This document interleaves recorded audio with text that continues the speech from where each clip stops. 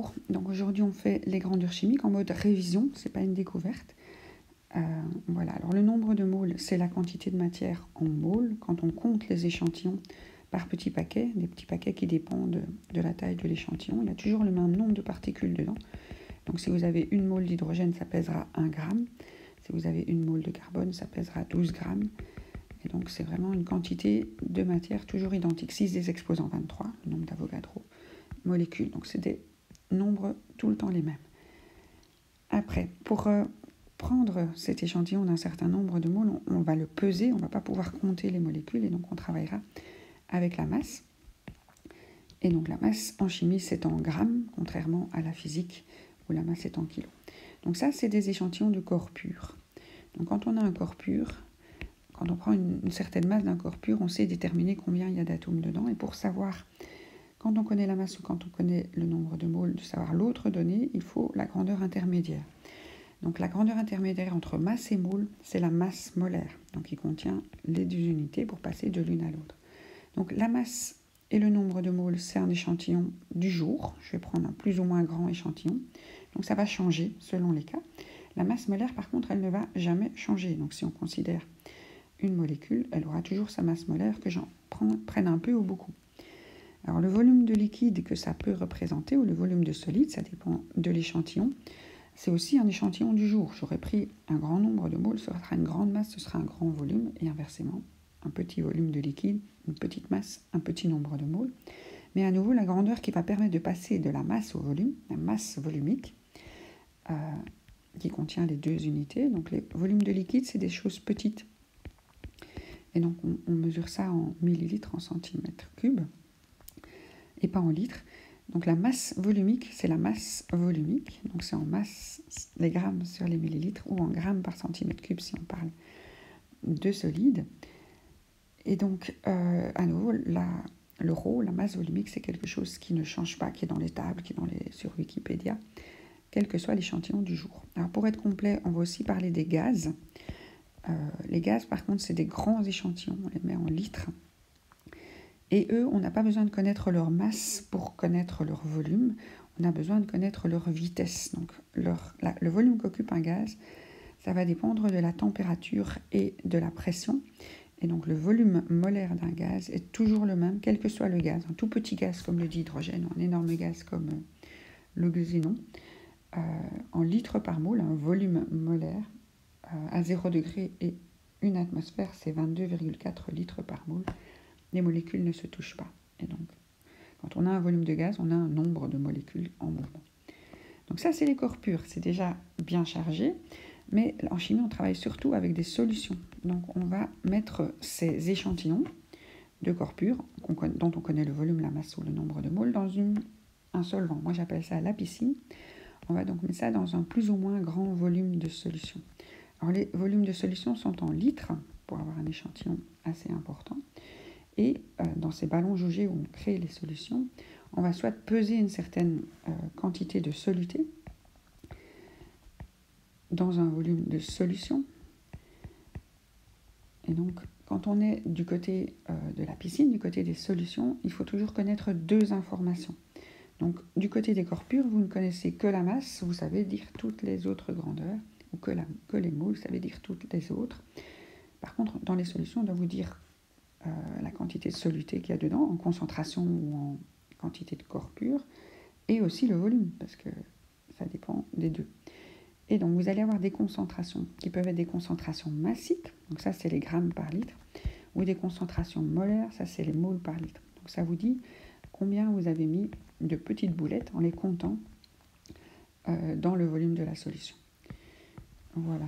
Et pour transformer des grammes par litre en moles par litre, vous avez besoin de la masse molaire, qui va vous supprimer vos grammes et les transformer en moles ou inversement.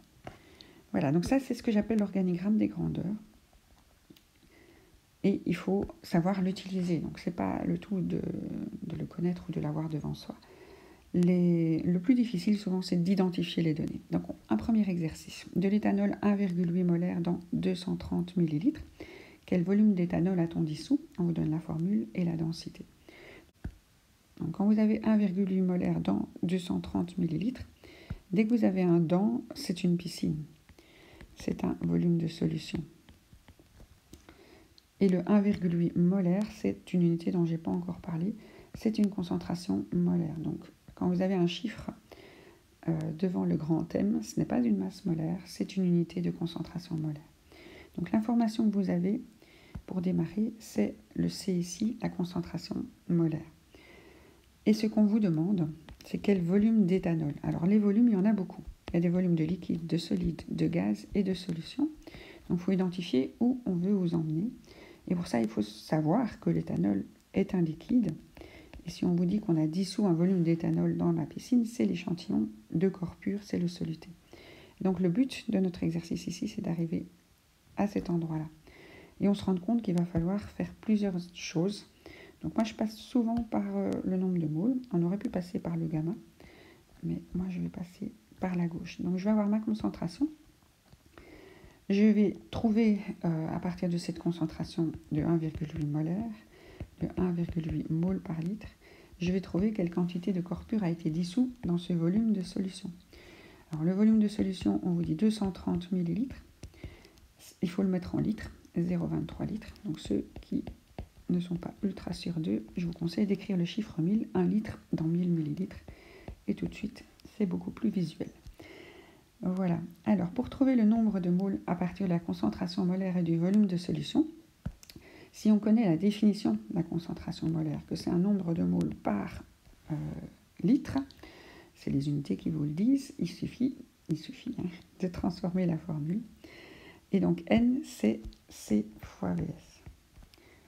Voilà, des moles par litre fois des litres pour pouvoir obtenir des moles. Ok, donc 1,8 fois 0,23, ça me donne 0,414 moles. Jamais oublier, quand on a une interro avec moi, c'est l'inconnu, la formule, la réponse avec ses unités, la donnée avec ses unités, n'importe lesquelles, et la grandeur intermédiaire nécessaire, bien transformée aussi. Donc tout doit être sur la feuille pour détailler ces calculs. Après, on n'a atteint que la première étape. Donc, pour aller vers le volume de l'échantillon, on doit d'abord passer par la masse parce que c'est un liquide. Et là, la taille de la molécule est importante, ce n'est pas comme un gaz. Entre masse et mole, j'utilise la masse molaire. Je dois connaître la formule de la molécule, ici c'est de l'éthanol. 2 fois 12 plus 6 fois 1 plus 16, ça nous fait 46. Ce sont des grammes par mole. Alors, quand j'ai mon nombre de moles et ma masse molaire, donc ma donnée précédente et ma grandeur intermédiaire, je peux multiplier ou diviser. Ce que je dis à mes élèves pour aller plus vite, c'est de se dire qu'on ne peut pas multiplier deux masses. Donc ici, les masses ne sont pas ensemble.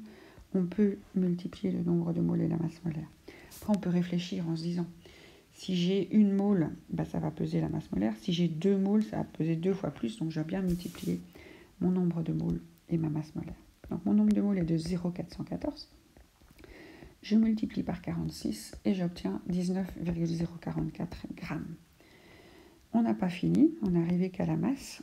Pour obtenir le volume de liquide qui nous est demandé, je vais avoir besoin de la grandeur entre masse et volume, c'est la masse volumique. Alors ce qu'on me donne, ce n'est pas la masse volumique, c'est la densité. Alors la densité, c'est le ρ de l'échantillon divisé par le ρ de l'eau. Donc notre échantillon ici, c'est de l'éthanol, et on a divisé 0,79 grammes par millilitre par 1 gramme par millilitre. Donc la densité, c'est la même chose que le ρ, mais il n'y a plus les unités. Donc 0,79 grammes par millilitre. Donc ceux qui veulent vraiment écrire une formule pour avoir le ρ de l'échantillon, vous devez faire la densité fois le ρ de l'eau, qui vaut 1. Mais voilà, si vous écrivez simplement le chiffre de la densité avec les unités de la masse volumique, c'est parfait. Alors, il nous faut trouver la formule pour aller de la masse au volume de liquide en utilisant la masse volumique. Donc ici, vous avez masse et masse volumique. On ne peut pas multiplier deux masses. On est obligé de diviser. Donc notre 19,044 divisé par 0,79, ça nous donne 24,1 millilitres. On ne peut pas multiplier deux masses parce que sinon on aurait des grammes au carré Et ça, c'est pas une grandeur qu'on peut mesurer, c'est pas une grandeur chimique. Donc, quand on divise, les grammes se simplifient et les millilitres qui sont divisés 2 fois reviennent au-dessus. Après, on peut se dire aussi que quand on a une densité de 0,79, quand on est peu dense, quand on flotte, enfin, il ne flotte pas sur l'eau, il se mélange à l'eau, mais voilà, on va avoir un volume plus grand pour une masse plus petite. Donc, gardez un petit peu de logique quand vous avez fini vos calculs.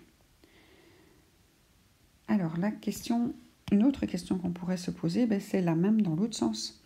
Donc, si cette fois-ci on vous demande le C et on vous dit qu'on dissout un certain échantillon, donc ça c'est notre échantillon, notre corps pur, et on vous dit la piscine, on le dissout dans 150 ml, ça c'est notre piscine. C'est notre volume de solution. Donc on a notre volume d'échantillon et on a notre volume de solution. Alors l'échantillon, il faut à nouveau se demander est-ce que c'est un solide, un liquide, un gaz. Quand on vous donne une densité, c'est souvent un liquide. Ça pourrait être un solide, mais l'éthanol est un liquide. Voilà. Et donc, on connaît le volume de liquide et on cherche la concentration. Donc, on va devoir utiliser un chemin à plusieurs étapes qui va nous permettre à un moment de passer dans la piscine, dans le monde des solutions, en partant du monde du corps pur, du soluté. Voilà. Et pour pouvoir aller du volume de liquide à la masse, j'utilise la masse volumique, donc le mot qui contient à la fois la masse et le volume. De la masse au mole, c'est la masse molaire. Et voilà, après on pourrait prendre un autre chemin. D'abord travailler avec le volume de solution, puis la masse molaire. Mais moi je préfère passer par le nombre de moles. Voilà, alors les unités vont être indispensables. La masse volumique est en grammes par millilitre, on entend dans masse volumique, la masse en grammes, la masse molaire en grammes par mole, le nombre de moles. Les solutions sont données en litres, les concentrations molaires, c'est des moles par litre, les concentrations massiques, c'est des grammes par litre, masse molaire, grammes par mole. Voilà, je ne parle pas des gaz ici, mais on pourrait. On y va pour chercher la concentration molaire à partir du volume de liquide. 3 étapes. Voilà. Et donc, entre volume et masse, masse volumique, entre masse et mole, masse molaire, entre nombre de moles et concentration, c'est plongé dans la piscine. Les informations intermédiaires, on nous les donne. La masse volumique, c'est 0,79. Il faut juste rajouter ces unités, parce que la densité, c'est la masse volumique sans unité, puisqu'on divise par la masse volumique de l'eau. La masse molaire, ça concerne l'éthanol. 2 x 12 plus 6 x 1 plus 16, 46 grammes par mole. Et le volume de ma piscine, mon échantillon que je dois prendre ici, c'est 1500 ml, 1,5 litre. Voilà. Après, je prends mon échantillon du jour. Dans cette piscine, je vais déposer 120 ml d'échantillon. Pour trouver sa masse que représente ce volume de liquide, je prends mon volume de liquide et ma masse volumique. Est-ce que je les multiplie? Est-ce que je les divise? Je vais les multiplier parce que je n'ai pas deux masses ensemble. Les masses sont de chaque côté. Donc je peux les multiplier. Et donc on peut vérifier que des millilitres fois des grammes par millilitre, ça va bien me donner des grammes. Ok, donc 120, je le laisse en millilitres. Les échantillons de liquide et de solide, ils tiennent dans la main, c'est les millilitres. C'est les gaz qui sont en litres. Et c'est les solutions aussi qui sont en litres. Les grandes solutions sont en litres. Voilà. Donc bien rester en millilitres pour les volumes de liquide. 120 fois 0,79, ça nous fait 94,8 grammes. Après, quand je cherche le nombre de moles et que j'ai la masse et la masse molaire, je ne peux pas multiplier de masse, je divise. Donc quand j'ai une certaine masse et que je veux connaître combien elle a de moles, je divise par le poids d'une mole et j'aurai mon nombre de moles.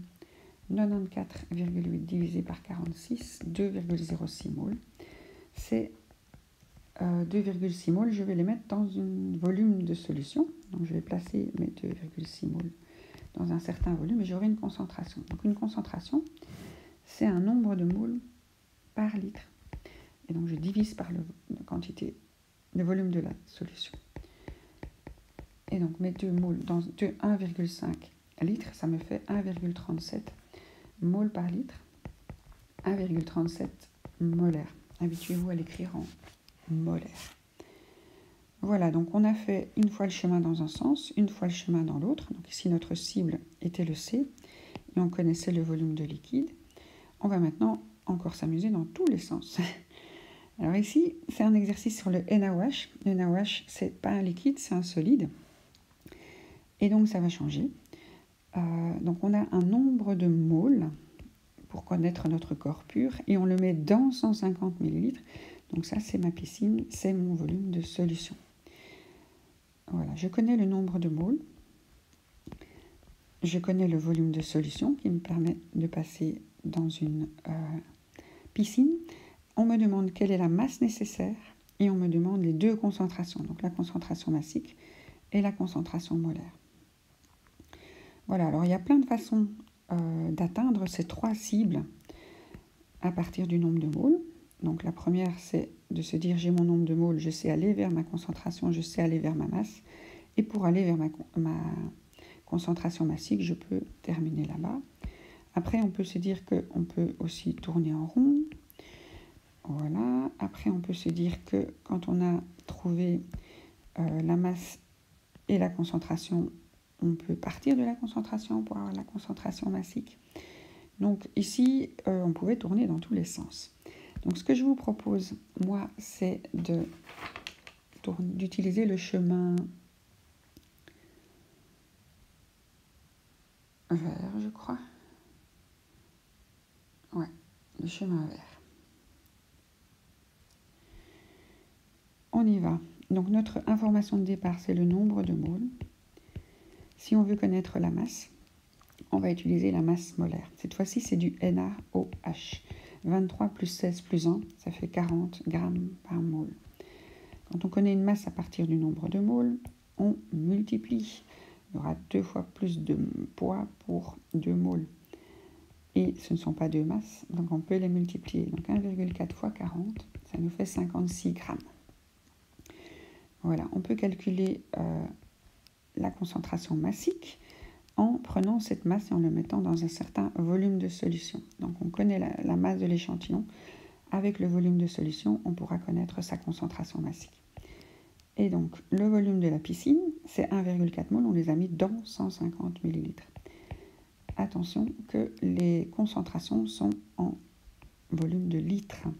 Donc on écrit son petit chiffre 1000, 1 litre dans 1000 ml. Donc ça fait 0,15 litres. La masse, elle est mise dans un volume, donc c'est des grammes par litre. Donc on divise. 56 divisé par 0,15, ça nous fait 372 grammes par litre. Voilà, alors pour retrouver la concentration molaire, on pourrait continuer le chemin, se dire qu'entre les grammes par litre et les moles par litre, j'ai besoin de ma masse molaire, mes 40 grammes par mole, qui n'ont pas changé, c'est toujours du NaOH dans la solution. Je dois utiliser ma concentration massique et ma masse molaire. Comme c'est des grammes par litre et des grammes par mole, je ne peux pas les multiplier, je vais diviser. Donc quand je prends mes 372 divisé par 40, j'obtiens 9,3 moles par litre, 9,3 molaire. Donc ça, c'est plutôt le chemin... Il n'y avait pas d'issue là. Ce chemin-ci. Voilà. Après, on peut beaucoup plus facilement obtenir la concentration molaire à partir du nombre de moles. Donc la concentration molaire, c'est le nombre de moles divisé par le VS. Donc si on prend notre 1,4 divisé par 0,15, notre volume de piscine, on obtient la même chose, 9,3 molaire. Et un chemin suffit. Voilà, j'espère que cette balade de tous côtés dans les grandeurs chimiques vous aura remis les idées en place. Et voilà, donc restez attentifs sur les données, surtout quand il y a des solutions. Ne pas mélanger les échantillons de corps pur, le soluté, avec les informations de la solution. Bonne journée.